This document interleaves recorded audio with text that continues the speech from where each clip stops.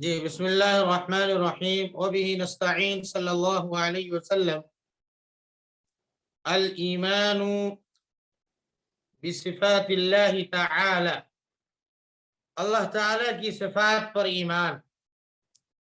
اعلم ان من اعظم انواع البر الایمان بصفات اللہ واعتقاد اتصافه بها، فانه يفتح بابا بين هذا العبد وبينه تعالى ويعد لانكشاف ما هنالك من المجد والكبرياء۔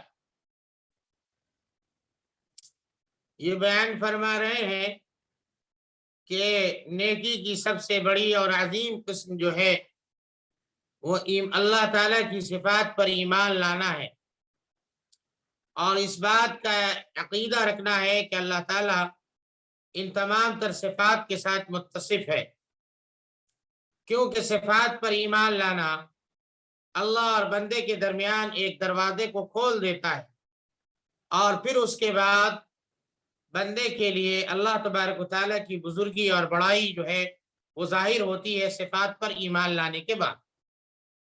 گویا صفات پر ایمان لانا ایک ذریعہ ہے رب کریم کی عظمت اور بڑائی کے اظہار کا۔ اعلم، یہ بات جاننی چاہیے، ان من اعظم انواع البر، کی نیکی کی عظیم قسموں میں الایمان بصفات اللہ تعالی، صفات الہی پر ایمان لانا ہے، اور اللہ تبارک و تعالیٰ کو ان صفات کے ساتھ متصف سمجھنے کا عقیدہ رکھنا ہے کہ اللہ تعالیٰ ان صفات کے ساتھ متصف ہے، یہ عقیدہ رکھنا ہے۔ فإنه يفتح بابا، اس لیے کہ یہ عقیدہ اور صفات پر ایمان ایک دروازے کو کھول دیتا ہے جو بندہ اور اللہ تعالیٰ کے درمیان ہے۔ وَيُعِدُّهُ، اور بندے کو تیار کر دیتا ہے اس کام کے لیے کہ بندے کے ذہن و دماغ اور قلب پر وہ ساری بزرگی اور بڑائی جو اللہ تعالیٰ کی ہے وہ سب کچھ کھل جائے، واضح ہو جائے۔ یعدہ، اور بندے کو تیار کر دیتا ہے لانکشاف، تاکہ بندے کے لیے واضح ہو جائے جو کچھ بھی دربار عالی میں من المجد والکبریاء کی بزرگی، برتری اور بڑائی ہے۔ آگے فرما رہے ہیں وَاعْلَمْ ان الحق تعالی اجل من ان يقاس بمعقول او محصول او يحل فيه صفات كحلول الاعراض في محلها او تعالجه العقول العامية۔ کہہ رہے ہیں کہ اللہ تعالیٰ، یہ بات جاننی چاہیے کہ اللہ تعالیٰ اس بات سے برتر ہے کہ اللہ تعالیٰ کو کسی معقول یا محسوس چیز پر قیاس کیا جا سکے۔ اجلو کا ترجمہ کریں گے برتر۔ اللہ تعالیٰ اس بات سے برتر ہے کہ ان یقاس، کہ اللہ تبارک و تعالیٰ کو قیاس کیا جائے بمعقول او محسوس، کسی شے معقول پر یا کسی شے محسوس پر، او یحل فیہ، یا یہ کہ اللہ تبارک و تعالیٰ میں صفات ویسے ہی حلول کر چکی ہیں جس طرح سے اعراض اپنے محل میں حلول کرتی ہیں۔ اس سے پہلے پڑھا تھا کہ عرض اس کو کہتے ہیں کہ ہر وہ ایسی چیز جس کو اپنے وجود کے لیے کسی محل کی ضرورت پڑے، محل کے ذریعے اس کا وجود ہوتا ہے، تو اسے اعراض کہتے ہیں۔ جیسے کہ سیاہی ہے اور سفیدی ہے، جب تک سیاہی اور سفیدی کسی محل میں ظاہر نہ ہو اس وقت تک سیاہی اور سفیدی کا وجود نہیں۔ اسی طرح سے حرکت و سکون، جب تک کسی انسان کے ذریعے حرکت اور سکون نہ ہو اس وقت تک اس کا کوئی وجود نہیں۔ تو جس طرح سے اعراض اپنے محل میں حلول کرتی ہیں اور اعراض کو محل کی ضرورت ہوتی ہے، اس طرح سے اللہ تبارک و تعالیٰ کی صفات جو ہیں یعنی کسی شے میں حلول کی ہوئی ہے، ایسا سمجھنا درست نہیں ہے۔ کسی شے معقول میں یا کسی شے محسوس میں اللہ تبارک تعالیٰ کی صفات حلول کری ہوئی ہیں، جس طرح سے اعراض اپنے محل میں حلول کرتی ہیں، یہ سمجھنا صحیح نہیں ہے۔ او تعالجہ العقول العامیہ او تتناولہ الالفاظ عرفیہ۔ کہہ رہے ہیں کہ ایک تو یہ کہ اللہ تبارک و تعالیٰ کی ذات برتر ہے، کہ اس کو کسی معقول یا محسوس پر قیاس کیا جائے، یا اس بات سے بھی برتر ہے کہ یہ کہا جائے کہ اللہ کی ذات کسی شے میں، اللہ کی صفات کسی شے میں حلول کری ہوئی ہے، اور اسی طرح سے اللہ کی صفات ذات اس بات سے بھی برتر ہے کہ او تعالجہ العقول العامیہ، کہ عام انسان کا ذہن اللہ تعالیٰ کی صفات تک رسائی حاصل کرے۔ عالج یعالج معالجتن کا ترجمہ کریں گے علاج کرنا، حل نکالنا، لیکن مراد یہاں پر رسائی حاصل کرنا، یعنی اللہ حق مجدہ تعالی کی جو صفات ہیں وہ صفات اس قدر برتر ہیں اور بلند تر ہیں کہ عامت الناس کی عقل اور عامت الناس کا ذہن وہاں تک رسائی نہیں حاصل کر سکتا۔ او تتناولہ الالفاظ العرفیہ، اور اللہ تعالیٰ کی صفات اس قدر برتر ہے اور بلند ہے کہ عرف میں استعمال کیے جانے والے الفاظ و کلمات بھی انہیں اپنے پیرائے میں ڈھال نہیں سکتے، عرف میں استعمال کیے جانے والے کلمات اور الفاظ بھی ان صفات کو بیان نہیں کر سکتے۔ وَلَا بُدَّ مِن تعریفی، لہذا ضروری ہے کہ لوگوں کے سامنے صفات کی تعریف کی جائے، صفات کا مفہوم سمجھایا جائے، لِيُكْمِلُوا كَمَالَهُمُ الْمُمْكِنَ لَهُمْ، تاکہ وہ حضرات جہاں تک ان کے لیے کمال ممکن ہے اس درجے کے کمال، یعنی لِيُكْمِلُوا كَمَالَهُمْ الْمُمْكِنَ لَهُ، تاکہ وہ حضرات وہ سب کے سب اللہ کی صفات کو جان کر اپنے لیے جو ممکن کمال ہے اس کی تکمیل کر سکیں، یعنی اللہ کی صفات کو جانیں گے تب جا کر کے انسان کو مکمل کمال حاصل ہوگا، اور جہاں تک جاننا ممکن ہے وہیں تک جان سکتے ہیں، تو جہاں تک جان سکتے ہیں وہاں تک جان لیں تاکہ ان کا کمال ممکن ہو جائے، مکمل ہو جائے۔ لابد من تعریفی، ضرورت اس بات کی ہے کہ اللہ تعالیٰ کی صفات سے لوگوں کو متعارف کرایا جائے تاکہ جہاں تک ہو سکے وہ اپنے کمال کو مکمل کر سکیں۔ تو اب یہاں سے صفات کے معنی بتلا رہے ہیں۔ فوجب، لہذا یہ بات لازم اور ضروری ہو گئی، کیا کہ ان تستعمل الصفات بمعنى وجود غایاتها لا بمعنى وجود موانیها، کہ صفات کو استعمال کیا جائے غایات کے معنی میں نہ کہ مبادی کے معنی میں۔ کیا مطلب ہوا اس کا؟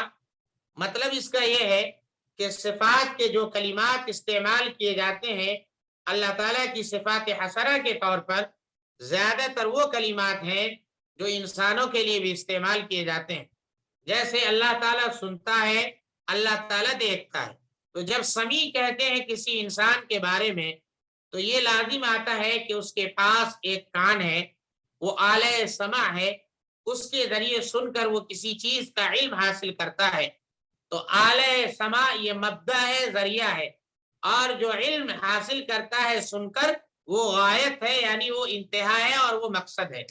اسی طرح سے کسی انسان کے بارے میں کہتے ہیں کہ وہ دیکھتا ہے، یعنی بصیر ہے، تو گویا اس کے پاس آنکھ ہے، آنکھ آلہ بصارت ہے، اور جو چیز دیکھ کر وہ حاصل کرتا ہے، جو چیز دیکھ کر وہ جو علم حاصل کرتا ہے وہ علم جو ہے وہ غایت ہے، وہ علم انتہا ہے۔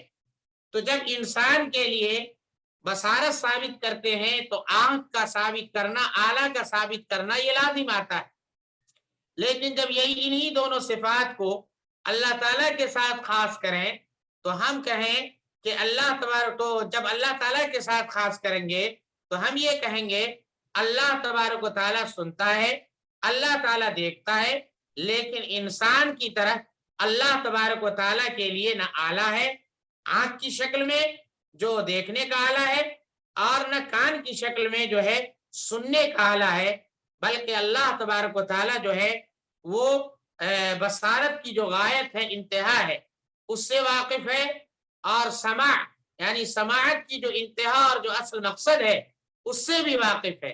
تو پھر کیا اللہ تبارک و تعالیٰ کے، اللہ تعالیٰ کی ذات میں مبدا ہے، ذریعہ ہے؟ کہ وہ مبدا تو وہ ہے لیکن انسانی مبدا کی طرح نہیں، انسان کی طرح جیسے آنکھ ہے وہ آنکھ نہیں، انسان کی طرح جیسے کان ہے وہ کان نہیں۔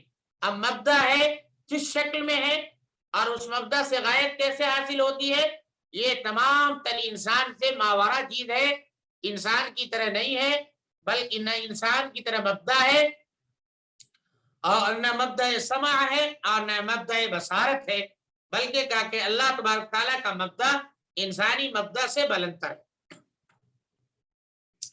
تو وہی ہے کہ صفات کو استعمال کیا جائے ہے بمعنی وجود غایاتها، صفات کے غایت اور انتہا کے معنی میں، لا بمعنی وجود مبادیها، نہ کہ کیا کہتے ہیں مبادی کے معنی میں، جیسے فمعنی الرحمہ، جیسے لفظ رحمت ہے کہ اللہ رحیم ہے، رحیم کا مطلب اللہ تعالیٰ نعمتیں برساتا ہے، انعام کرتا ہے، افاضت النعم، کہہ رہے ہیں کہ نعمتوں کا فیضان کرتا ہے، انعام کرتا ہے، نہ کہ یہ معنی ہے کہ انعطاف القلب والرقہ، کہ اللہ تعالیٰ کے پاس دل ہے، وہ مڑ جاتا ہے، وہ پسیج جاتا ہے، یہ سب انسان کے ساتھ خاص ہے، اللہ تعالیٰ کے ساتھ خاص نہیں ہے۔ اب آپ یہ کہیں کہ صاحب جب دل نہیں ہے اب پسیجتا نہیں ہے تو رحمت کیسے ہے؟ تو جی، تو دل ایک ذریعہ ہے رحم و کرم کا، تو اللہ کا ذریعہ کیسا ہے؟ وہ انسانی دل کی طرح نہیں ہے، وہ ایک دوسری چیز ہے جو انسان کی سمجھ سے وہ بالاتر ہے۔ لہذا جب بھی کہیں بھی یہ کہا جائے کہ اللہ تعالیٰ سنتا ہے تو سننے کا جو علم ہے وہ مراد ہے، یا اللہ تعالیٰ دیکھتا ہے تو دیکھنے کا جو علم ہے وہ مراد ہے، اللہ تبارک و تعالیٰ رحیم ہے یعنی اللہ کا انعام مراد ہے۔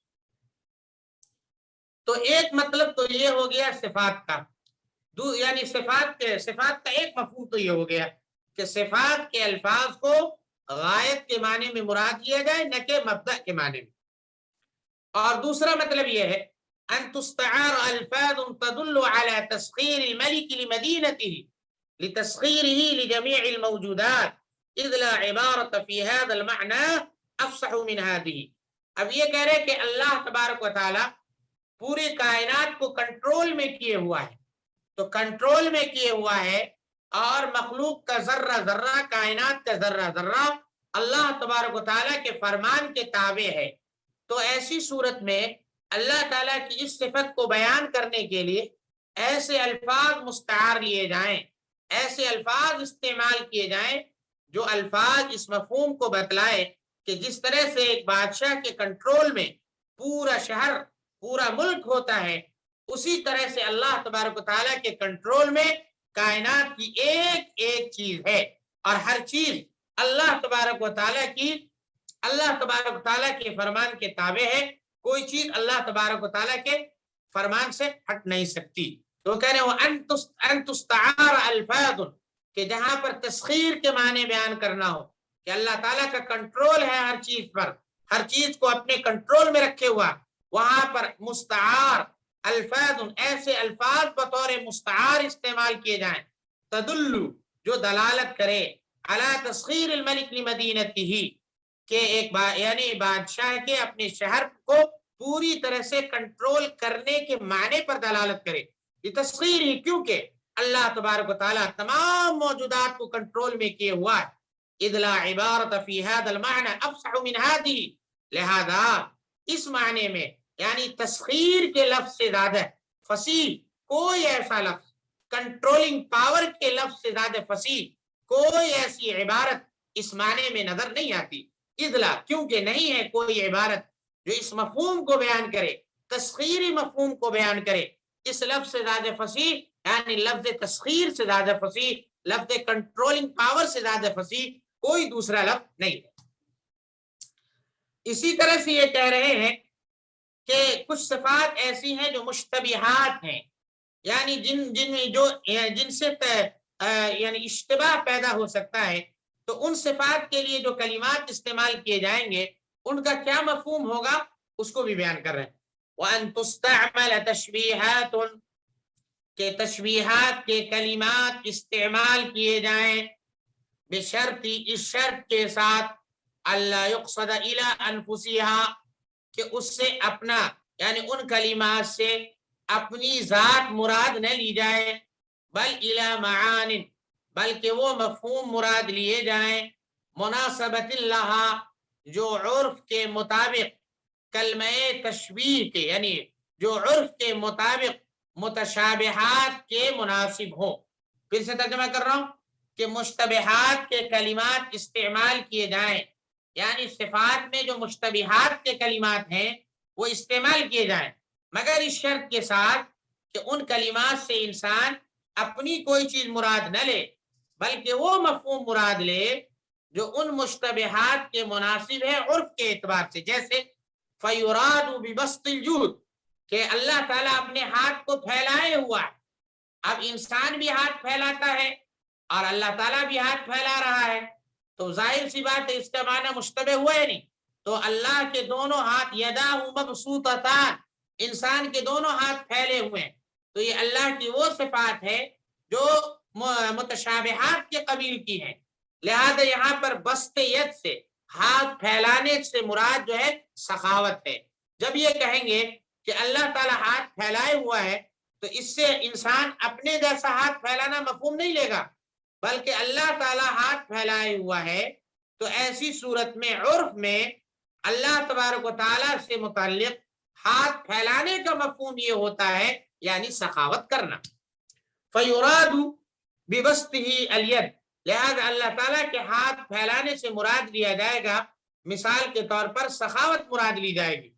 وَبِشَرْطِ، اور اس شرط کے ساتھ مشتبہات متشابہات کو، اور اس شرط کے ساتھ متشابہات کو استعمال کیا جائے کہ اللہ یوہم المخاطبین ایہاما صریحا، کہ صاحب وہ کلمہ متشابہہ مخاطب کو صراحتاً اس وہم میں مبتلا نہ کرے انہو فی الواس البہیمیہ کہ اللہ تعالیٰ کے اندر بھی بہیمی آلائش پائی جاتی ہے، وذالک یختلف باختلاف المخاطبین، اور ایسا مخاطب کے اختلاف سے بدل جاتا ہے۔ مثال کے طور پر ایک کلمہ جو ہے وہ عرب کے یہاں استعمال کریں تو اس سے بہیمیت میں ملوث ہونے کا اشتباہ نہیں ہوتا، لیکن اسی کلمے کو جب عجم میں استعمال کریں گے تو ایسی صورت میں اللہ تعالیٰ کے بہیمیت کی آلائش میں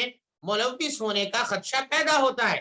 تو لہذا کیوں؟ اس لیے کہ عجم میں اس لفظ کا مفہوم دوسرا ہے اور عرب کے نزدیک مفہوم دوسرا ہے، لہذا ایسے کلمات استعمال نہ کیے جائیں جن کلمات کے استعمال سے عجمی کچھ اور سمجھ بیٹھے اللہ تعالیٰ کے تعلق سے اور عربی کچھ اور سمجھ بیٹھے، لہذا ایسے کلمات استعمال کریں جو عرب اور عجم دونوں مخاطب کے لیے اس کا مفہوم یکساں ہو، اور وہ یہ کہ اللہ تبارک و تعالیٰ کو بہیمیت کی آلائشوں سے منزہ مانا جائے۔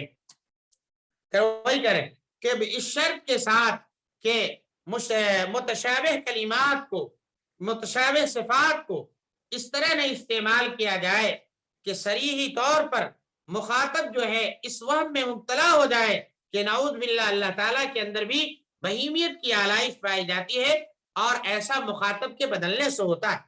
فیقال، لہذا یہ کہا جائے یرا و یسمع، اللہ تعالیٰ دیکھتا ہے اور سنتا ہے۔ تو اللہ تعالیٰ کا دیکھنا انسانی دیکھنے سے مختلف ہے، اللہ تعالیٰ کا سننا انسانی سننے سماعت سے مختلف ہے۔ یہ عرب کے یہاں بھی ایسا ہی مفہوم ہے، عجم کے یہاں بھی ایسا ہی مفہوم ہے۔ یہ نہ کہا جائے یذوق و یلمس کہ اللہ تعالیٰ چکھتا بھی ہے اور اللہ تعالیٰ جو ہے وہ چھوتا بھی ہے۔ اگر چکھنا کہیں گے تو گویا اللہ تعالیٰ کو بھوک بھی لگتی ہے نعوذ باللہ، پیاس بھی لگتی ہے، تو اس کو ختم کرنے کے لیے نعوذ باللہ کھاتے ہیں اور پیتے ہیں، یہ مفہوم ہو جائے گا۔ اسی طرح سے اگر آپ یلمس کہیں گے تو یہ سمجھ میں آئے گا کہ ان کے پاس بھی کوئی عورت ہے جن کے ساتھ کیا کہتے ہیں ان کا وہ تعلق ہے جو ایک شوہر کا ہوتا ہے نعوذ باللہ ثم نعوذ باللہ، تو یہ سارے مفہوم سامنے آ جائیں گے۔ لہذا متشابہ صفات کو اس طرح سے استعمال کیا جائے کہ مخاطب کے تبدیل ہونے سے اس کا مفہوم نہ بدلے اور ایسا مفہوم نہ پیدا ہو جس سے یہ محسوس ہو کہ بہیمی گندگیاں نعوذ باللہ باری تعالیٰ کی ذات میں بھی پائی جاتی ہے۔ آگے کہہ رہے ہو ان یسمى افاضۃ کل معان متفقۃ فی امر باسم کالرزاق والمصور، کہہ رہے ہیں کہ ان یسمى، معانی کا مطلب مفہوم، کہ ہر وہ ایسا مفہوم جو متفق ہو، یعنی وہ سارے مفاہیم، وہ سارے مطالب فی امر جو کسی ایک مسئلے میں تمام متفقہ مطالب کے فیضان کو ان یسمى نام دیا جائے بسم ایسا نام. کیا مطلب؟ یعنی مثال کے طور پر کسی ایک مسئلے میں متفق علیہ مفہوم ہو، متفق علیہ مفاہیم ہو، تو اس کو بیان کرنے کے لیے ایسا صفاتی لفظ استعمال کیا جائے کہ اس صفاتی لفظ میں اتنی جامعیت ہو کہ اس ایک مسئلے کے تمام تر مفاہیم پر وہ لفظ جو ہے مشتمل ہو. جیسے ہم کہتے ہیں الرزاق، اللہ تعالیٰ روزی دیتا ہے، تو روزی دینا، اسباب روزی، اسی طرح سے روزی انسان کو دے، حیوان کو دے، حشرات الارض کو دے، کس طرح کی روزی، کیسے روزی، یہ ساری چیزیں لفظ رزاق میں موجود ہیں. تو کہہ رہے کسی ایک مسئلے کے تمام تر متفق علیہ مفہوم کے فیضان کو جو لفظ کیا کہتے ہیں ادا کرے، اسی لفظ کو صفاتی طور پر استعمال کرنا چاہیے. مصور، جیسے اللہ تعالیٰ جو ہے مصور ہے، یعنی اللہ تبارک و تعالیٰ جو ہے وہ تصویر بنانے والا ہے. اب یہ لفظ مصور، اس کے بہت سے مفہوم ہیں اور سارے مفاہیم متفق علیہ، تو ان تمام تر مفاہیم پر مشتمل ہے یہ ایک لفظ مصور. وہی کریں کہ کسی ایک مسئلے کے تمام تر متفق مفاہیم کے افاضے کو کسی ایک ایسے نام سے، کوئی ایک ایسا نام دیا جائے جو ان تمام تر مفاہیم کو جامع ہو، جیسے رزاق والمصور، اور جیسے کہ مصور. آگے کہہ رہے ہیں وَأَن يُسْلَبَ عَنْهُ كُلُّ مَا لَا يَلِيقُ بِهِ لَا سِيَّمَا مَا لَهِجَ بِهِ الظَّالِمُونَ فِي حَقِّهِ مِثْلُ لَمْ يَلِدْ وَلَمْ يُولَدْ. یعنی ہم نے اس سے پہلے یہ پڑھا ہے کہ اللہ تبارک و تعالیٰ کی صفات ثبوتیہ بھی ہیں، صفات سلبیہ بھی ہیں. صفات ثبوتیہ جن کا ثابت کرنا ضروری ہے کہ اللہ تعالیٰ سنتا ہے، دیکھتا ہے، رازق ہے، فلاں ہے، فلاں. اور صفات سلبیہ جن کی نفی ضروری ہے کہ اللہ تعالیٰ بے عیب ہے، اللہ تبارک تعالیٰ پاک ہے، ان کمیوں سے، ان کمیوں سے، ان کمیوں سے، ان نقائص سے پاک ہے. جی تو انہیں کہیں گے صفات سلبیہ. وَأَن يُسْلَبَ عَنْهُ کہ اللہ تعالیٰ کو منزہ اور پاک سمجھا جائے ہر وہ ایسی صفت سے ما لا یلیق بہ جو ذات باری تعالیٰ کے مناسب نہیں ہے. لا سیما خاص طور سے ما لہج بہ الظالمون فی حقہ خاص طور سے وہ ساری چیزیں جو ظالموں نے آپ کے حق میں استعمال کیا، مثلا یعنی ان تمام تر چیزوں سے اللہ تعالیٰ کو پاک مانا جائے. خاص طور سے ظالموں نے جو کچھ بھی اللہ تعالیٰ کے بارے میں کہا ان تمام تر چیزوں سے اللہ تعالیٰ کو پاک سمجھا جائے. جیسے یہ کہا جائے لم یلد ولم یولد، نہ اللہ تعالیٰ نے کسی کو جنا ہے اور نہ اس سے جنا جائے گا. جی گویا یہ تمام تر نقائص سے اللہ تبارک تعالیٰ جننے اور یعنی سبب ولادت یا محل ولادت، ان تمام تر نقائص سے اللہ تبارک و تعالیٰ کی ذات کیا ہے؟ پاک ہے. تو یہ سب صفات سلبیہ ہیں. مولانا کچھ چیزیں سمجھ میں نہیں آئی ہیں، اس میں یہ ہے الصفات بمعنی وجود غایتها غایتها یا غایتها غایتها. اب اس کے معنی بھی بتائیے. لا بمعنی وجود غایتها، لا بمعنى وجود مبادئها، غایتها لکھا ہے، غایتها یا کے بعد الف ہونا چاہیے. جی جی تو غایتها لکھا. چلیے غایاتها لا بمعنی وجود مبادئها. کیا مفہوم ہے مولانا اس کا؟ مفہوم یہ ہے کہ اللہ تبارک و تعالیٰ کے لیے مبدأ کا لفظ استعمال نہ کیا جائے، غایت استعمال کیا جائے. کیا مطلب؟ مطلب اس کا یہ ہے کہ جب ہم یہ بولتے ہیں کہ اللہ تعالیٰ سمیع ہے، اللہ تعالیٰ بصیر ہے، تو سمیع اور بصیر وہ صفت ہے جو مخلوق میں بھی پائی جاتی ہے. تو جب مخلوق کے لیے سمیع بولتے ہیں تو یہ مطلب ہوتا ہے کہ مخلوق کو پہلے مبدأ یعنی سننے کا ایک ذریعہ حاصل ہے جو اس کے جسم میں ہے، اس کا نام کان ہے، اور پھر کان کے ذریعے جو کچھ سنتا ہے اس سے اس کو علم حاصل ہوتا ہے. تو یہ نفس کان جو ہے وہ مبدأ ہے، اور جو بات سنی اور جس کا علم حاصل ہوا وہ غایت ہے. اسی طرح سے ہم یہ کہتے ہیں اللہ تعالیٰ دیکھنے والا ہے، تو ظاہر ہے انسان جب کے بارے میں جب ہم کہتے ہیں کہ انسان دیکھنے والا ہے تو ظاہر سی بات ہے جب کہیں گے دیکھنے والا ہے تو یہ ثابت ہوتا ہے کہ اس کے پاس ایک آنکھ ہے جو دیکھنے کا آلہ ہے. تو آنکھ جو ہے یہ مبدا ہوا اور دیکھ کر جو چیز حاصل ہوا اسے وہ آیت ہے. لیکن اللہ تعالیٰ کی ذات جو ہے وہ مبدا سے منزہ ہے. جب اللہ تعالیٰ کے بارے میں کہیں گے کہ اللہ تعالیٰ سننے والا ہے تو یہ ثابت کریں کہ اللہ تعالیٰ کے پاس بھی کان ہے، یہ صحیح نہیں ہے، بلکہ یہ ثابت کریں گے کہ کان سے سن کر جو علم انسان کو حاصل ہوتا ہے وہ اللہ تبارک و تعالیٰ کو ویسے ہی حاصل ہو جاتا ہے. اسی طرح سے یہ کہیں کہ صاحب اللہ تعالیٰ دیکھنے والا ہے، آنکھ ثابت کریں تو یہ صحیح نہیں ہے، اس لیے کہ مبدا انسان کے لیے ثابت کیا جائے گا. اللہ تعالیٰ کو آنکھ سے دیکھ کر جو یعنی آنکھ کے ذریعے جو علم ہوتا ہے وہ علم اللہ تبارک و تعالیٰ کو یوں ہی حاصل ہو جاتا ہے. یہاں پر ہے او تتناولہ الالفاظ العرفیہ، عرفیہ یا یہ کہ عرفی الفاظ اللہ تبارک و تعالیٰ کے صفات کو شامل کر سکے، یعنی عرف میں جو الفاظ رائج ہیں ان سے صفات الہیہ کو آپ پوری طرح سمجھ لیں ایسا ممکن نہیں ہے. تھوڑا آپ نے سمجھایا ہے لیکن تھوڑی اور تشریح چاہتا ہوں. او یحل فیہ صفات کا او حلول یحل فیہ صفات، او یحل فیہ صفات کا حلول الاعراض، کیا معنی ہوں گے اس کے بعد؟ کہہ رہے اللہ تبارک و تعالیٰ اجل اس بات سے برتر ہے کہ اللہ تعالیٰ کو کسی معقول یا محسوس چیز پر قیاس کیا جائے. او یحل فیہ صفات کحلول الاعراض فی محلها،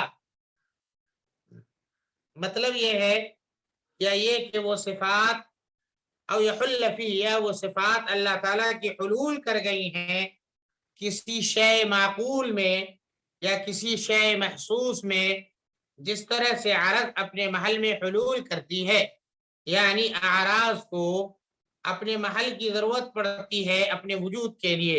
یہی حال ہے اللہ تعالیٰ کی صفات کا کہ اللہ تعالیٰ کسی شے کی صفات اپنے وجود کے لیے شے معقول یا شے محسوس کی محتاج ہے.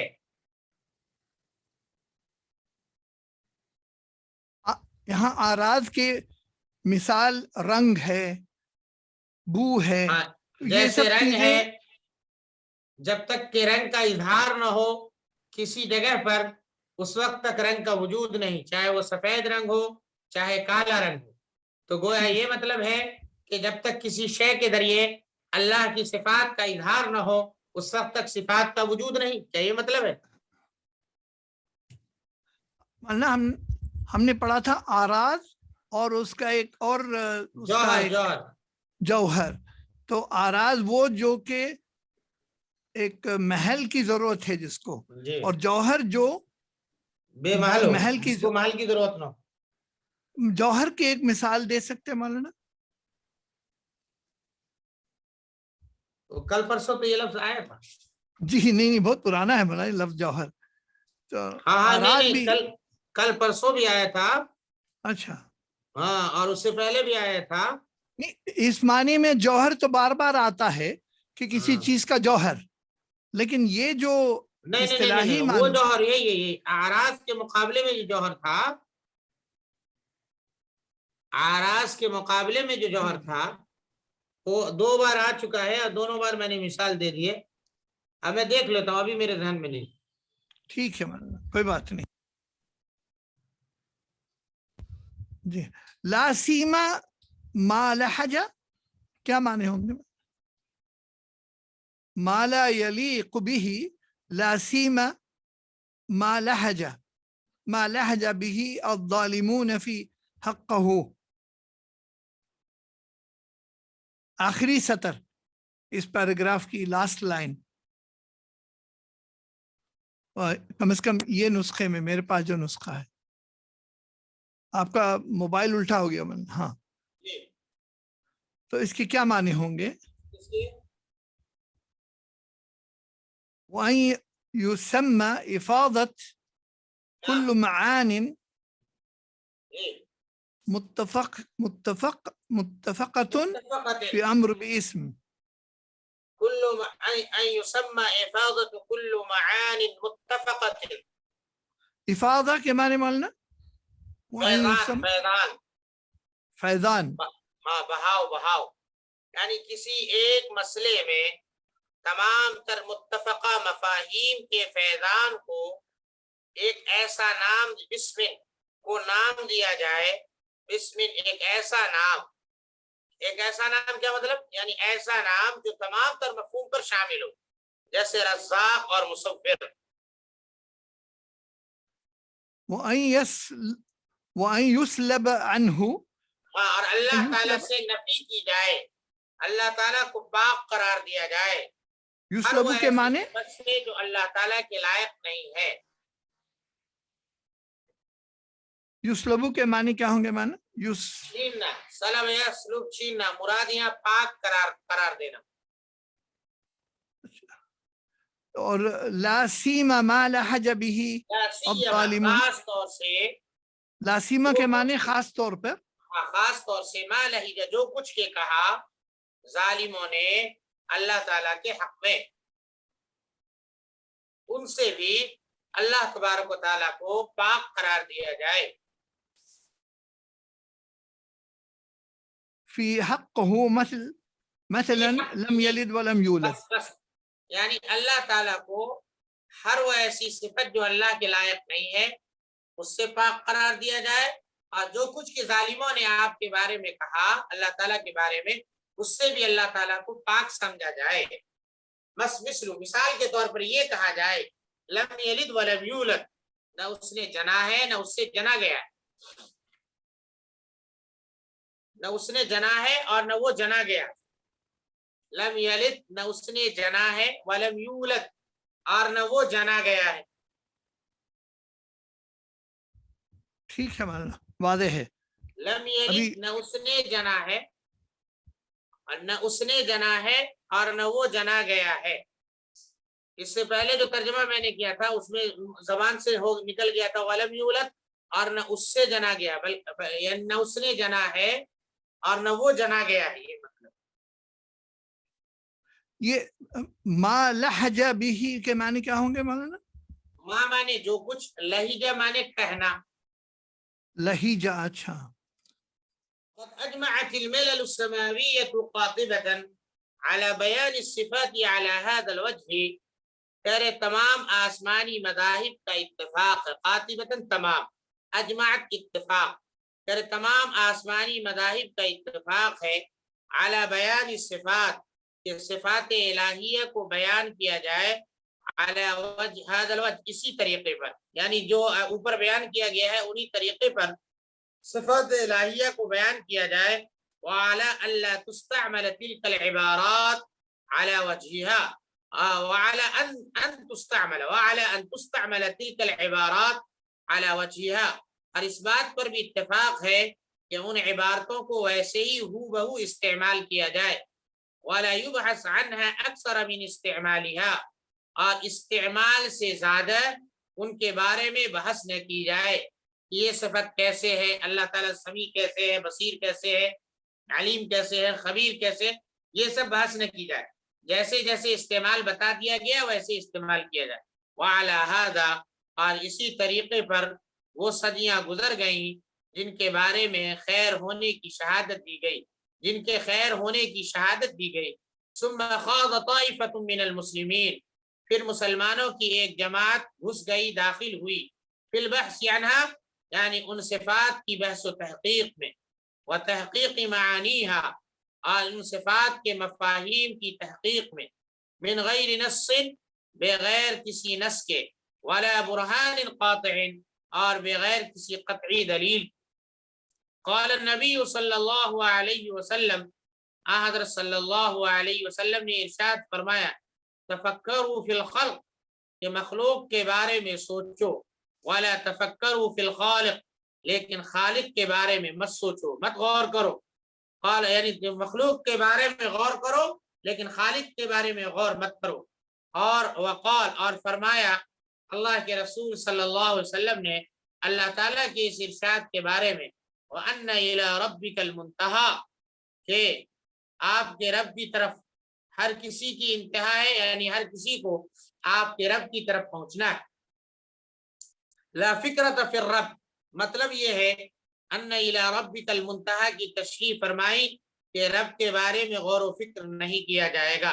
والصفات یعنی رب کے بارے میں غور و فکر مطلوب نہیں ہے. والصفات لیست بمخلوقات محدثات اور صفات الہیہ جو ہیں وہ نہ مخلوق ہیں اور نہ حادث ہیں. یعنی مخلوق جس طرح سے مخلوق حادث ہے اس طرح سے صفات حادث نہیں ہے نہ مخلوق ہے. والتفکیر فیہا انما هو کیف اتصف الحق بها اور ان صفات کے بارے میں غور و فکر کرنا یوں ہوتا ہے کہ کیسے حق سبحانہ و تعالی ان صفات سے متصف ہو گیا. انما ہوا وہ اس طرح سے ہوتا ہے کیف اتصف الحق بها حق سبحانہ و تعالی ان صفات سے کیسے متصف ہو گیا. فکان تفکرا فی الخالق اس کے نتیجے میں خالق کے بارے میں سوچنا لازم آتا ہے اور تفکر کرنا غور کرنا لازم آتا ہے. وقال الترمذی اور حضرت سیدنا امام ترمذی رحمۃ اللہ علیہ فرماتے ہیں اس حدیث کے بارے میں ید اللہ ملآ کہ اللہ کا ہاتھ بھرا ہوا ہے. کیا فرماتے ہیں؟ وہذا الحدیث کہ یہ روایت قال الائمہ جی قال الائمہ کہ ائمہ فرماتے ہیں یؤمن به کما جاء من غیر ان یفسر کہ اس حدیث پر ایمان رکھا جائے گا، ایمان لایا جائے گا جس طرح سے وہ حدیث وارد ہوئی ہے من غیر ان یفسر بغیر کسی تشریح او یتوہم اور بغیر کسی خیال آرائی. ہاکذا قال غیر واحد من الائمہ اور اسی طرح کی بات ایک نہیں کئی ائمہ نے کہی. منہم جن میں سفیان الثوری حضرت سیدنا سفیان ثوری ہیں، ومالک بن انس حضرت سیدنا مالک بن انس ہیں، وابن عینہ حضرت سیدنا ابن عینہ ہیں، وابن المبارک اور ابن مبارک ہیں کہ انہ تروى هذه الاشیاء یہ ساری چیزیں روایت کی جائیں گی، بیان کی جائیں گی. ویؤمن بها اور ان پر ایمان لایا جائے گا. ولا یقال لیکن یہ نہیں کہا جائے گا کیف کہ کیسے اللہ تعالیٰ کے پاس ہاتھ کیسے ہے جو بھرتا ہے، یہ سب کچھ نہیں کہا جائے گا. وقال فی موضع آخر اور امام ترمذی رحمۃ اللہ علیہ دوسری جگہ ارشاد فرماتے ہیں ان اجراء هذه الصفات كما هي ليس بتشبیہ ان صفات کا استعمال اسی طرح سے جس طرح سے یہ ہیں، یعنی جس طرح سے ظاہری مفہوم میں ہیں اسی طرح سے استعمال تشبیہ نہیں قرار دیا جائے گا. گویا ان صفات کو یعنی خدا کو مخلوق سے مشابہ قرار دینا لازم نہیں آئے گا. انما التشبیہ بلکہ تشبیہ وہاں ہوگی ان یقال کہ یہ کہا جائے سمع کا سمع یعنی سمع کا سمع کا سمع وبصر کا بصر کہ اللہ تعالیٰ سنتا ہے ویسے جیسے سنا جاتا ہے جیسے ہم سنتے ہیں، وبصر اور دیکھتا ہے ویسے کبصر جیسے کہ دیکھا جاتا ہے یعنی جس طرح سے ہم اور آپ دیکھتے ہیں. اگر یہ کہا جائے گا تب جا کر کے تشبیہ لازم آئے گی اور اللہ تعالیٰ کو مخلوق سے مشابہ قرار دینا کسی بھی اعتبار سے بہتر نہیں. سمع کا سمع سمع کا سمع سنا ہے سنتا ہے جیسے سنا جاتا ہے یعنی جیسے ہم اور آپ سنتے ہیں. بصر دیکھتا ہے کبصر جیسے کہ ہم اور آپ دیکھتے ہیں. دوبارہ پڑھ لوں سمع کا سمع جی وبصر کبصر وبصر کبصر. تو یہ جو حدیث کی تشریح فرمائی امام ترمذی رحمۃ اللہ علیہ نے کہ فی حدیث ید اللہ ملأ یعنی اللہ کے ہاتھ بھرے ہوئے ہیں، تو اس کی کیا تشریح فرمائی دراصل کہ ایسے ہی اس کو سمجھے جیسے کہا گیا. یہی یہاں سے شروع تشریح فرما رہے کہ یہ حدیث قال الائمہ ائمہ فرماتے ہیں اس کے بارے میں یؤمن به کما جاء جیسی وارد ہوئی ہے ویسے ایمان رکھیں گے. من غیر ان یفسر بغیر کسی تشریح کے، بغیر کسی خیال آرائی کے. یعنی یہ کہا جائے گا اللہ کا ہاتھ بھرا ہوا ہے، اب ہاتھ کی شکل کیا ہے، بھرنے کی شکل کیا ہے، اس سے بحث نہیں. او يتوهم اب یتوہم، او يتوهم جی، یا بغیر کسی خیال آرائی کے، یعنی کسی بھی طرح کا خیال، اظہار خیال اس پر نہ کیا جائے، کوئی بھی مفہوم دوسرا ادھر ادھر کا نہ لیا جائے، یعنی جیسے ہے ویسے ہی کیا کہتے ہیں مان لیا.